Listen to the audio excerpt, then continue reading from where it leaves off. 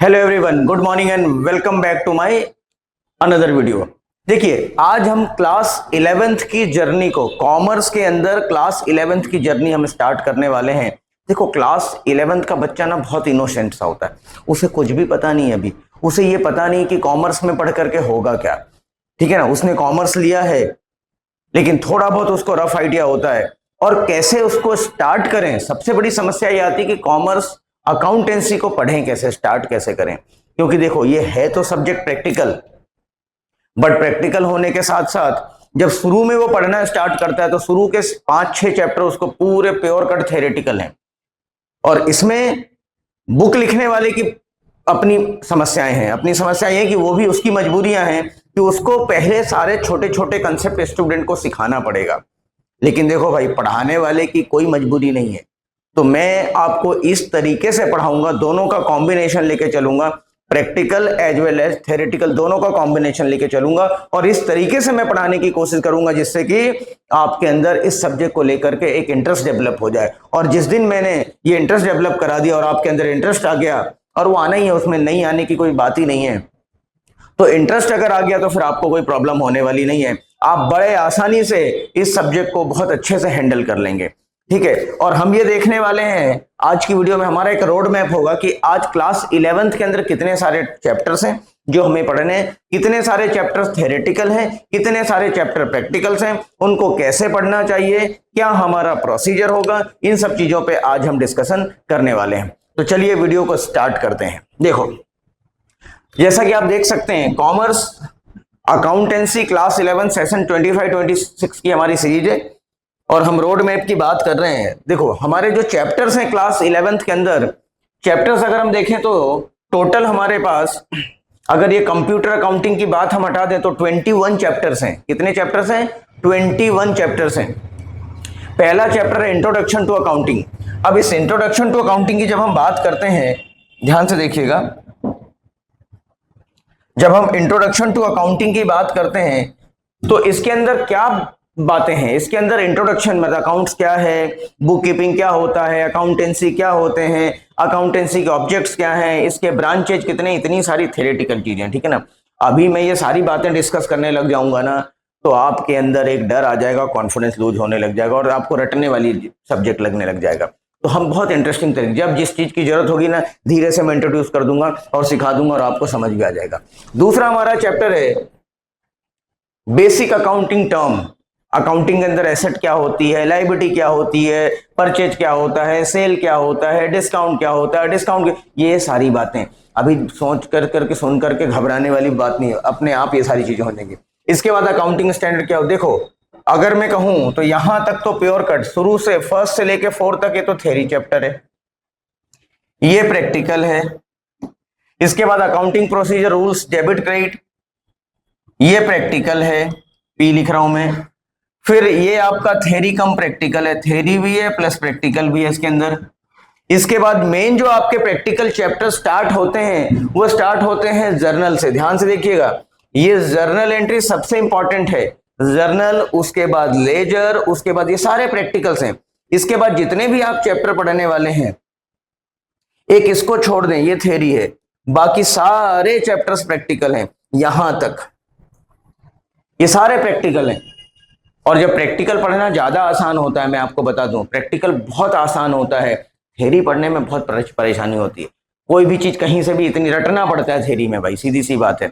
लेकिन हम उसको समझ करके पढ़ेंगे, हमारी जो पढ़ने का प्रोसीजर होगा वो बिल्कुल समझ करके पढ़ेंगे, कहीं कोई दिक्कत नहीं है। और आपको मैं बता दूं, 100 आउट ऑफ 100 लाना बहुत ही आसान है क्लास 11th के अंदर। अगर आप मेरी पूरी वीडियो को देखते हैं, मेरे साथ आप 1 बाय 1 करके मेरे साथ धीरे धीरे चलते हैं, तो कहीं कोई प्रॉब्लम नहीं है। क्लास 11th की अकाउंट आपके लिए सबसे इंटरेस्टिंग सब्जेक्ट बनने वाला है। ठीक है, ये मैं आपसे प्रॉमिस करता हूं। और आपको तो बस एक ही काम करना है, मेरी वीडियो जब आए नोटिफिकेशन ऑन कर लो, उसको धीरे धीरे देखते चलो। बहुत इंटरेस्टिंग तरीके से पढ़ेंगे, मजा आने लग जाएगा आपको, शुरुआती दौर में ही आपको इंटरेस्ट आने लग जाएगा। ठीक है, तो 100 आउट ऑफ 100 लाने बहुत आसान है। ये सारे हमारे प्रैक्टिकल हैं, लेकिन हम प्रैक्टिकल कैसे पढ़ेंगे आप देखना। अभी हम उसको स्टार्ट करते हैं कि किस तरीके से हमें पढ़ना चाहिए। देखो, जब हम अकाउंट्स की बात करते हैं, हम थोड़ा सा इनिशियल स्टेज पे आते हैं। आप सभी 10th पास करके आए, जैसे ही आप सभी ने 10th पास किया ना, तो आपके सामने 3 ऑप्शन खुल गए। मोटे मोटे तौर पे अगर देखें, मेजर तरीके की मैं बात करूं, वैसे तो ऑप्शन 4-5 रहते हैं, बट मोटे मोटे तौर पे अगर हम देखें तो हमारे सामने कितने ऑप्शंस रहते हैं? हमारे सामने ऑप्शंस रहते हैं, हमारे सामने ऑप्शंस खुल के आ जाते हैं 3। पहला ऑप्शन हमारे पास है कि या तो आप पीसीएम ले लो, ठीक है। दूसरा ऑप्शन है आप पीसीबी ले लो। अगर आपने क्लास 11th 10th के बाद 11th में आपने चूज किया पीसीएम, तो आपका जो डिस्कशन होने वाला है, आप बन जाएंगे 3 इडियट जैसे। 3 इडियट जैसे मतलब, कहने का मतलब क्या है, आपकी जो जर्नी है वो मशीनों के इर्द गिर्द ही रह के खत्म हो जाने वाली है। आपको मशीनों में डील करना है, ठीक है। अगर आप पीसीबी लेंगे तो आप डॉक्टर बनेंगे, सीधी सी बात है। आपकी जिंदगी कहां खत्म हो जाने वाली है? बॉडी के अंदर, एक बॉडी के पार्ट्स के अंदर, कि भैया इस आज पेट में दर्द है, तो आज सिर में दर्द है, तो आज सर्दी है, आज जुकाम है, आप डॉक्टर बनने वाले हैं। आपकी जो दिनचर्या है वो हॉस्पिटल से घर, घर से हॉस्पिटल में आके खत्म होने वाली है, ठीक है। ये पीसीएम की कहानी है। लेकिन अगर आपने कॉमर्स चूज किया है, ध्यान से देखिएगा, आपने क्या चूज किया? कॉमर्स। तो कॉमर्स वाला व्यक्ति क्या होता है? एनर्जेटिक होता है। कॉमर्स वाला उसका डायमेंशन बहुत ज्यादा है। मतलब अगर हम कहें तो वो ऑफिस में भी रहता है, वो ऑफिस में भी रहता है और वो बाहर भी रहता है। उसे पूरे लोगों से डील करना होता है। उसे किससे डील करना होता है? इनको मरीजों से डील करना है, पेशेंट से डील करना है, इनको मशीनों से डील करना है, और कॉमर्स वाले को लोगों को, पीपल को डील करना होता है। आप एमबीए करोगे तो लोगों को मैनेज करना है, आप चार्टर्ड अकाउंटेंट करोगे, सीए करोगे तो आपको क्लाइंट को डील करना है, ठीक है। आपको बुक्स अकाउंट को डील करना है, आपको ऑडिट करना है, लोगों से बातें करना है, ठीक है। आप इसके बाद और भी आप एसीसीए करोगे। मतलब कुल मिला के कहने का मतलब यह है कि अगर आप कॉमर्स लेते हैं तो कॉमर्स वालों को ऑफिस, फैक्ट्री, बाहर के लोगों, पूरी दीन दुनिया की खबर होती है, ठीक है। तो कॉमर्स बहुत एक्साइटिंग फील्ड है और बहुत इंटरेस्टिंग है। अब हम इसके आगे बढ़ते हैं। जरा सोचो, एक कॉमर्स वाला, ध्यान से देखिएगा, इसको थोड़ा स्क्रॉल कर लेते हैं। जरा सोचिए आप, एक कॉमर्स वाले की अगर मैं बात करूं तो कॉमर्स यानी बेसिकली बिजनेस। तो एक कॉमर्स वाला डील किसमें करता है? बिजनेस के अंदर डील करता है। ध्यान से देखना, अब आप बहुत इत्मीनान से देखना। अब हम थोड़ा प्रैक्टिकल अप्रोच की तरफ धीरे धीरे बढ़ रहे हैं। एक कॉमर्स वाले बंदे को, जब वो कॉमर्स की बातें करेंगे, जब हम कॉमर्स की पढ़ाई करेंगे, जब हम अकाउंट्स की बात करते हैं, तो हमें डील करना होता है बिजनेस को, ठीक है। किसको डील करना होता है? बिजनेस के से डील करना। और बिजनेस के अंदर 2 चीजें होंगी। कोई सा भी बिजनेस उठा के देख लो, बिजनेस के अंदर आपको 2 चीजें मिलेंगी। एक मिलेगा इवेंट और दूसरे मिलेंगे ट्रांजैक्शंस। ट्रांजैक्शंस, ठीक है। इवेंट और ट्रांजैक्शन। अब आपको समझ में, आप पूछ रहे होंगे कि सर ये इवेंट क्या है, ट्रांजैक्शन क्या है? यार बहुत सिंपल सी बात है।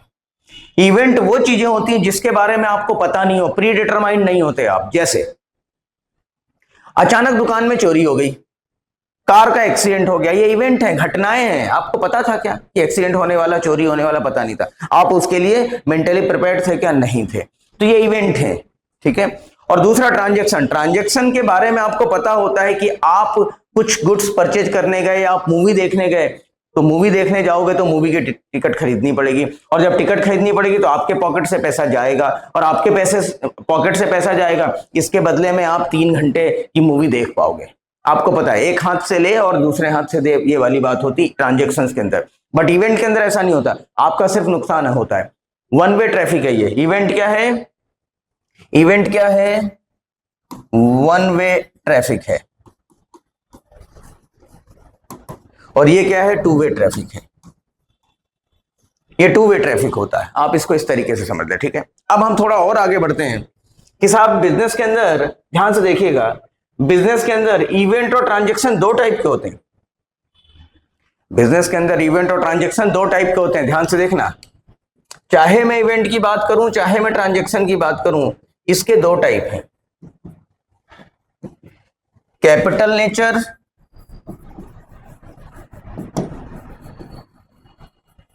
और दूसरा रेवेन्यू नेचर। अब ये कैपिटल नेचर रेवेन्यू नेचर क्या होता है सर? बहुत आसान है भाई मेरे, अभी समझते हैं। मान लो आपने कार खरीदी, ये क्या है? बार बार खरीदोगे? खरीदने वाले हो क्या कार? नहीं, कभी कभार खरीदोगे। तो कार परचेज करना क्या है? ये जो कार आपने परचेज करी है, ये जो कार आपने परचेज किया, ये क्या है? कैपिटल नेचर है, बार बार नहीं खरीदने वाले आप कार। लेकिन जो कार में आप डीजल या पेट्रोल डलवा रहे हो, ये क्या है? डीजल या पेट्रोल डलवा रहे हो, ये क्या है? रेवेन्यू नेचर है। ये बार बार बार बार बार बार करना पड़ेगा। अब आपके दिमाग में एक बात और आ रही होगी, सर ये कैपिटल और रेवेन्यू नेचर डिसाइड करके अल्टीमेटली करने क्या वाले हैं? अल्टीमेटली हम इसकी जनरल एंट्री करते समय हमें काम आएगा। जब हम इसकी अकाउंटिंग करेंगे तो ये पता लगाना जरूरी है कि कौन सी चीज कैपिटल नेचर की है, कौन सी चीज रेवेन्यू नेचर की है। देखो सारी कैपिटल नेचर की चीज ना बैलेंस शीट में जाता है। अभी आपके लिए एक नया शब्द आ गया बैलेंस शीट, आपको समझ नहीं आ रहा होगा बैलेंस शीट क्या है, थोड़ा सा पेशेंस रखो, समझ में आ जाएगा। एक या दो वीडियो के बाद तो आप बिल्कुल रिदम में आ जाओगे, फ्लो में आ जाओगे, कहीं कोई प्रॉब्लम आने वाली है नहीं। ठीक है, तो कैपिटल नेचर और रेवेन्यू नेचर की हम बात करते हैं। कोई सा भी बिजनेस आप उठा के देख लो, कोई सा भी बिजनेस उठा को दुनिया में, उसके अंदर दो चीजें होंगी। क्या क्या होगा? कुछ तो कमाई होगी और कुछ एक्सपेंसेस होंगे और कुछ इनकम होगा। होगा नहीं होगा? इनकम। ठीक है, ये भी कैपिटल नेचर और रेवेन्यू नेचर का होता है। ठीक है, एक बार में कोई खर्चे आपने किए, आपने कोई मशीन खरीद लिया बिजनेस के लिए, बार बार तो खरीदने नहीं वाले हो, तो ये मशीन क्या है? कैपिटल नेचर का एक्सपेंसेस है, बैलेंस शीट में जाएगा। लेकिन अगर आपने उस मशीन पे डीजल या जो भी रिपेयरिंग का खर्चा हो रहा छोटा मोटा, हमेशा मंथली रिपेयरिंग लगती है, उसकी ओवरऑलिंग कराना पड़ता है, तो ये रेवेन्यू नेचर का खर्चा बार बार होगा। ये कहां लिखोगे? प्रॉफिट एंड लॉस में लिखोगे। वो अभी हम समझते हैं प्रॉफिट एंड लॉस क्या होता है, इनकम क्या होता है, सारी बातें। ठीक है, उसके बाद हम आगे लेते हैं। आपने ये भी देखा होगा बिजनेस के अंदर ट्रांजेक्शन दो टाइप के होते हैं। ये हमने देखा, कैपिटल रेवेन्यू देख लिया, एक्सपेंसेस इनकम देख लिए। हमने देखा कि जब बिजनेस के अंदर ट्रांजेक्शन कैश और क्रेडिट में भी होता है, उधार में भी होता है, नगद भी होता है। कैसे होता है ट्रांजेक्शन? अब देखो ट्रांजेक्शन से कितनी बातें हम सीख रहे हैं। ट्रांजेक्शन के अंदर एक्सपेंसेस इनकम भी आ गया है, कैपिटल नेचर रेवेन्यू नेचर भी आ गया। मेन ट्रांजेक्शन दो तरीके के, कौन से? कैश में नगद, जिसे हम कहते हैं नगद, और दूसरा उधार। उधार को कहते हैं क्रेडिट में खरीदना। आपकी शॉप में कोई व्यक्ति आए, देखो शॉपकीपर बन के ही सोचना है। जब अकाउंट्स को पढ़ना है तो हमें क्या बनना है? बिजनेसमैन बन के सोचना है।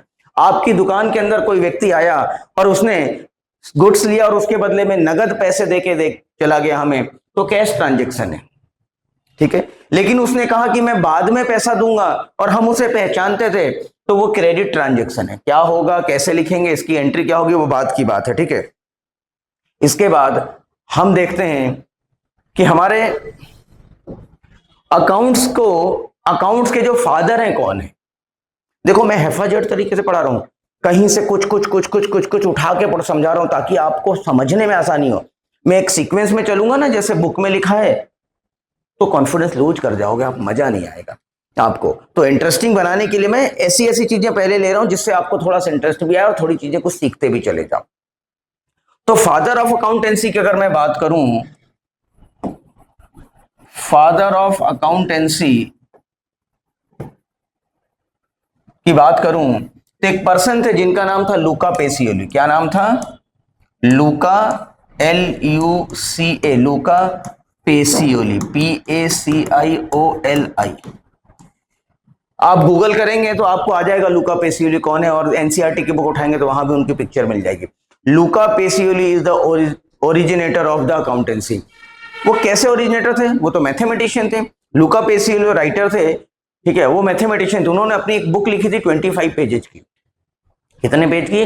25 पेजेज की बुक लिखी। उस 25 पेजेज बुक के अंदर लास्ट के जो 2-3 पेज थे, उसमें उन्होंने एक बात कही कि अकाउंट्स तो ठीक ऐसे ही लगता है। उन्होंने कहा जिस तरीके से मैथ्स के अंदर आपने देखा है, क्लास 10th में भी आप पढ़ के आए, जब आप थ्योरम प्रूव करते हैं तो आप लिखते हैं LHS इक्वल्स टू RHS, और आप लास्ट में लिखते हैं hence it is proved that LHS equals to RHS। उसी तरीके से लूका पेसियोली ने कहा कि अकाउंट्स के अंदर भी जिस तरीके से मैथ्स में LHS इक्वल टू RHS होता है, उसी तरीके से अकाउंट्स को शॉर्ट में ऐसे लिखते हैं, उसी तरीके से अकाउंट्स के अंदर भी डेबिट, DEBIT डेबिट और क्रेडिट होता है। डेबिट को शॉर्ट में लिखते हैं DR, क्रेडिट को शॉर्ट में लिखते हैं CR।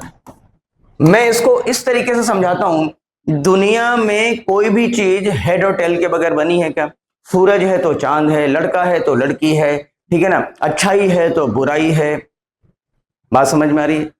अच्छी बातें हैं तो बुरी बातें हैं, लड़का है लड़की है, हेड है टेल है, प्लस है माइनस है।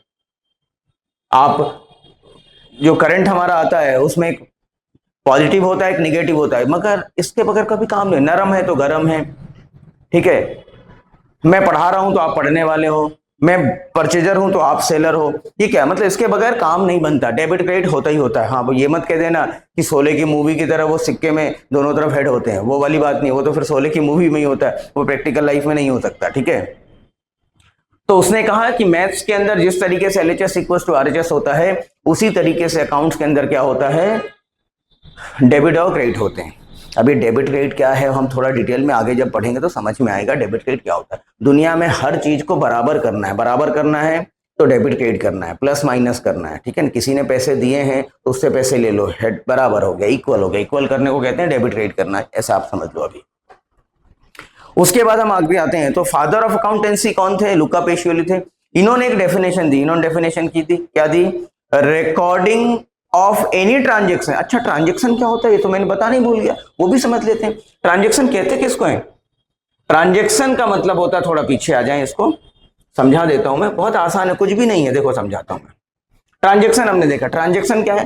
ट्रांजेक्शन उसको कहते हैं या इवेंट उसको कहते हैं, बिजनेस के अंदर सारे, आप बिजनेसमैन हो, सुबह से लेकर शाम तक आप दुकान में बैठे हो, 10 तरीके के लोग आ रहे हैं जा रहे हैं, पैसों का लेन देन हो रहा है। तो जब पैसों का लेन देन होता है तो आप उसको एक पीस ऑफ पेपर में लिख लेते हो। जिस चीज के लिए पैसों का लेन देन हो, मनी टर्म में बात की जाए, वो ट्रांजेक्शन है। जैसे मैं कहता हूं कि मैंने 200 रुपए खर्च किए, मैं मार्केट गया, मुझे कुछ पसंद आया, भूख लग रही थी, मैंने खा लिया, ये क्या है? ट्रांजेक्शन है। लेकिन मैं मार्केट गया और मुझे बहुत अच्छी अच्छी चीज डिशेस दिखी खाने को और मैं खाया नहीं, देख कर क्या गया, ये ट्रांजेक्शन है क्या? पैसों का लेन देन हुआ क्या? अच्छी अच्छी चीजें देखना और मन में सोचना कि मैं खाऊंगा, ये कोई ट्रांजेक्शन थोड़ी ना है, ये कोई ट्रांजेक्शन नहीं, क्योंकि पैसों का लेन देन हुआ नहीं।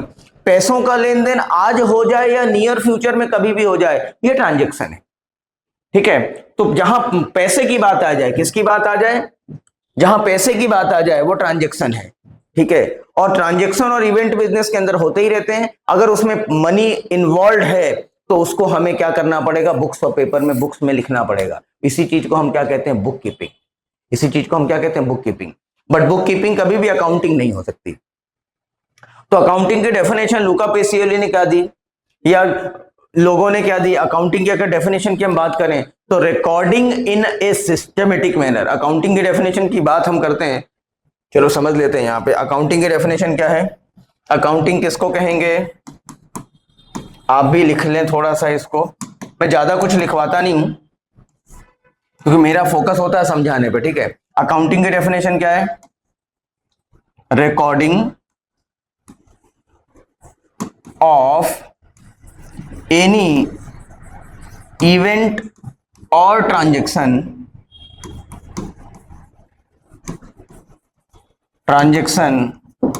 in a systematic manner is called accounting। क्या डेफिनेशन निकल के आई? किसी भी इवेंट और अब इवेंट ट्रांजेक्शन अभी हमने समझा, इवेंट ट्रांजेक्शन है जिसमें पैसों का लेन देन हो, ठीक है। इवेंट क्या होता है? हमें पता नहीं था, नुकसान हो गया, इवेंट है, ठीक है। ट्रांजेक्शन क्या होता है? हमें पता है कि हम मार्केट जा रहे हैं, कुछ खरीदेंगे तो उसके बदले में कुछ हमें पैसा देना पड़ेगा। तो कोई भी इवेंट और ट्रांजेक्शन है, ध्यान से देखिएगा डेफिनेशन को, ट्रांजेक्शन है, उसको हम अगर सिस्टमेटिक मैनर में लिख दें तो ये क्या है? अकाउंटिंग है। मैं इसको ऐसे समझाता हूं क्लास में, ये मेरे बाल हैं, अभी कैसे दिख रहे हैं? कैसे दिख रहे हैं? खराब हो गए, गंदे दिख रहे हैं, ये सिस्टमेटिक नहीं है। लेकिन इसको अगर मुझे सिस्टमेटिक करना हो तो मैं किसी कॉम्ब की हेल्प से, ये कंघा लिया मैंने, कॉम्ब लिया, इस कॉम्ब की हेल्प से मैं इसको सिस्टमेटिक कर रहा हूं, दिख रहा है? अब ये सिस्टमेटिक हो गए होंगे। तो दिस इज व्हाट, ये जो मैंने कॉम्ब से अपनी बालों को ठीक कर दिया, ये क्या है? ये है अकाउंटिंग। इसके लिए किसकी हेल्प ली मैंने? इस कंघे की हेल्प ली, कॉम्ब की हेल्प ली। तो उसी तरीके से किसी भी इवेंट और ट्रांजैक्शन को सिस्टमेटिक बनाने के लिए we need some rules, we need some rules, we need some principles, rules and principles.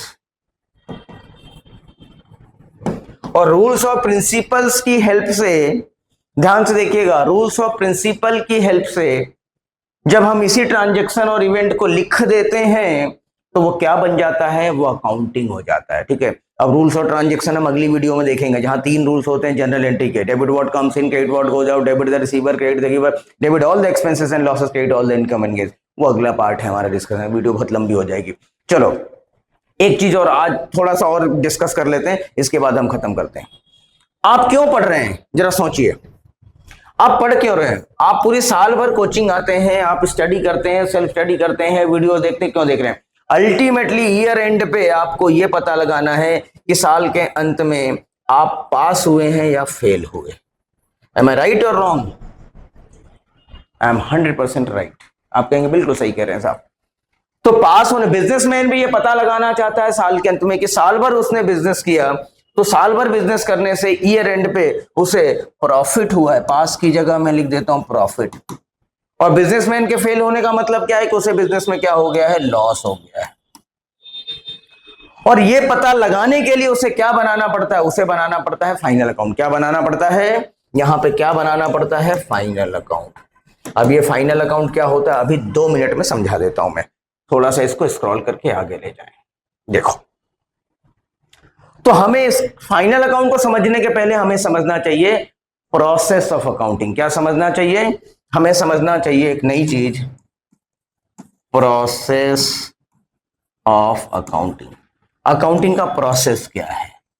तो सबसे पहले अकाउंट्स के अंदर सबसे पहले होता है सोर्स डॉक्यूमेंट, सोर्स डॉक्यूमेंट्स। इसके बाद होता है, ध्यान से देखिएगा, उसके बाद होता है जर्नल एंट्री, जर्नल एंट्री। उसके बाद जर्नल एंट्री के बाद होता है लेजर। ये सारे अपने आप में एक चैप्टर्स हैं, आपको दिखाऊं मैं। ये सारे अपने आप में क्या चल रहे हैं? जनरल, लेजर, एक चैप्टर्स हैं। ठीक है ना? तो आपको जब तक वो सोर्स डॉक्यूमेंट वगैरह समझ में नहीं आएगा, तो आप जब ये पढ़ोगे तो फील नहीं आने वाला। ठीक है, source document, general entry, ledger. Ledger के बाद अगला होने वाला है ट्रायल बैलेंस। ये भी अपने आप में एक चैप्टर है। और ट्रायल बैलेंस के बाद 5वें नंबर पे है फाइनल अकाउंट। क्या है? Final account. और फाइनल अकाउंट कितने टुकड़ों में बनता है? फाइनल अकाउंट 3 पार्ट में बनता है। पहले पार्ट को कहते हैं ट्रेडिंग, दूसरे पार्ट को कहते हैं profit and loss account, trading account कहेंगे इसको, प्रॉफिट एंड लॉस अकाउंट, और तीसरे पार्ट को कहते हैं बैलेंस शीट। ये क्यों बनाया trading P&L balance sheet? So that business की पोजीशन पता पड़ सके, बिजनेस कैसी है, किस पोजीशन है, क्या पोजीशन उसकी, प्रॉफिट में चल रहा है, लॉस में चल रहा है। तो ये सब अपने आप में एक चैप्टर, आप देखो मैं दिखाता हूं, ये सब अपने आप में एक चैप्टर है। और ये आपका लास्ट चैप्टर है, इसीलिए इसका नाम है फाइनल अकाउंट। तो आप कुछ भी पढ़ो, पूरे सब्जेक्ट के अंदर हम कुछ भी पढ़ने वाले, पूरी बुक के अंदर कोई सा भी चैप्टर पढ़ रहे हैं, मैं आपको दिखा देता हूं उसका अल्टीमेट पर्पज क्या है, अल्टीमेट गोल क्या है, प्रॉफिट निकालना या लॉस निकालना। तो उसी तरीके से आप देखो, ये जितने भी चैप्टर्स हैं उसमें लास्ट चैप्टर क्या है? फाइनेंशियल स्टेटमेंट, यानी प्रॉफिट एंड फाइनल अकाउंट बनाना। इसके बाद देखो जितने भी ऊपर आपने देखे, rectification of error, depreciation, trial balance अपने आप में एक चैप्टर है, लेजर चैप्टर है, जनरल चैप्टर, उसके साथ साथ कुछ अलग अलग चैप्टर, बट ये 3 तो, ये सीक्वेंस तो रहेगी, सीक्वेंस चेंज नहीं होगा। पहले जनरल बनेगा, उसके बाद ही लेजर बना पाओगे, उसके बाद ही ट्रायल बैलेंस बनेगा, और ट्रायल बैलेंस के बाद ही आप फाइनल अकाउंट बना पाओगे। तो sequence can not be change. ठीक है, तो आज हमने क्या क्या पढ़ लिया? हमने पढ़ा बिजनेस, कोई भी बिजनेस के अंदर इवेंट होंगे, ट्रांजेक्शन होंगे। Transaction capital nature, revenue nature, cash, credit हो सकता है। ठीक है, उसके बाद हमने देखा ट्रांजैक्शन के बाद हमने देखा कि रेवेन्यू कैपिटल हमने देख ही लिया। उसके बाद हमने देखा लुका पेसियोली क्या होता है। लुका पेसियोली कौन था? उसने एक अकाउंटिंग की बुक लिखी, मैथमेटिशियन था, मैथ्स की बुक लिखी। उसमें लास्ट के 2-3 पेजेज में उसने किस बात के बारे में चर्चा करी? अकाउंट्स के डेबिट और क्रेडिट के बारे में चर्चा करी। उसने एक डेफिनेशन दी। क्या डेफिनेशन दिया उसने? Recording of any event and transaction in a systematic manner is called accounting. वो सिस्टमेटिक मैनर क्या होता है अभी मैंने बताया। सिस्टमेटिक करने, अपने बालों को सही करने के लिए मैंने कॉम की हेल्प ली, ठीक है, ये सिस्टमेटिक है। उसी तरीके से इवेंट और ट्रांजेक्शन को रिकॉर्ड करने के लिए मुझे रूल्स चाहिए, जिसे हम कहते हैं rules, golden rules of generality. वो हम देखेंगे, हमारी अगली वीडियो का पार्ट होने वाला, और वहीं से हमारी पढ़ाई अच्छी होने वाली है। इसके बाद हम लास्ट में देखते हैं कि किसी भी चीज को करने का एक तरीका होता है, प्रोसेस होता है। तो अकाउंट्स को भी पढ़ने का एक तरीका होगा, प्रोसेस होगा, जिसे हम कहते हैं प्रोसेस ऑफ अकाउंटिंग। तो उस प्रोसेस ऑफ अकाउंटिंग के अंदर हमने देखा सबसे पहले क्या होगा? सोर्स डॉक्यूमेंट होंगे। सोर्स डॉक्यूमेंट के बाद जर्नल एंट्री, उसके बाद लेजर, उसके बाद ट्रायल बैलेंस, उसके बाद फाइनल अकाउंट। और फाइनल अकाउंट कितने टुकड़ों में बनता है? 3 टुकड़ों में। Trading account, profit and loss account और बैलेंस शीट। ये क्यों बनाया गया? सो दैट हम पता लगा सकें कि ईयर एंड में बिजनेस के अंदर प्रॉफिट हुआ है, लॉस हुआ है, ठीक है। होपफुली वीडियो आपको अच्छी लगी हो। वीडियो अच्छी लगी हो तो लाइक करना। देखो यार, मेरी वीडियो में बने रहो। पहले दूसरे वीडियो से ही आपको कॉन्फिडेंस आने लग जाएगा। आपको कुछ भी, कोई वीडियो देखने की जरूरत नहीं पड़ेगी। इस बात की गारंटी, 100 में से 100 लाना बहुत आसान है अकाउंट्स के अंदर। और अगर आप बुक के हिसाब से पढ़ोगे तो प्रेशर इतना सारा क्रिएट कर लोगे, पहाड़ जैसा। आपको फिर परेशानियों का सामना करना पड़ेगा। मेरे हिसाब से चलोगे, इतने सालों के एक्सपीरियंस के बाद मैंने इसको शॉर्ट एंड स्वीट तरीके से डेवलप किया है। अगले 2-3 दिन के अंदर तो आप अगले 5-6 चैप्टर पढ़ने लायक हो जाए। 5-6 चैप्टर में कमांड आ जाएगा आपका, कुछ भी पढ़ोगे सब समझ में आएगा, ठीक है। तो आज की वीडियो के लिए इतना ही। Thank you. वंदे मातरम। जय हिंद।